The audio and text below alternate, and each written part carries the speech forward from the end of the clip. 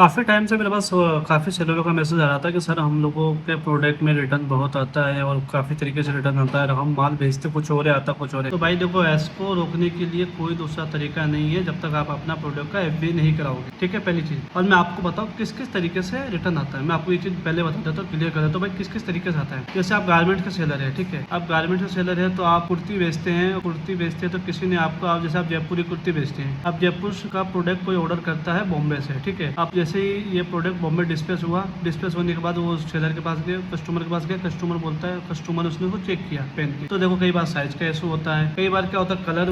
Portal पे कुछ और होता है और दिखता कुछ और है, क्योंकि देखो आजकल ऑनलाइन वो सब एडिटिंग होती है तो उसमें भी दिक्कत आई जाती है, तो इस तरीके का भी रिटर्न होता है। तो कई बार तो कस्टमर भी जो भी कस्टमर है वो भी बहुत इंटेलिजेंट होता है, मंगाता कुछ और डाल कुछ और देता है, तो इस तरीके से भी रिटर्न होता है। दूसरा तरीका होता है कि जैसे कई बार शूज में भी रिटर्न आता है, चप्पलों में, ये सब चीज में रिटर्न आना ही है, उसमें आप नहीं रोक सकते हो, क्योंकि देखो आपने भेजा कुछ और है कुछ और आएगा, ठीक है, कई बार क्लेम नहीं डलते होंगे, बहुत सी प्रॉब्लम आती है और उससे सेलर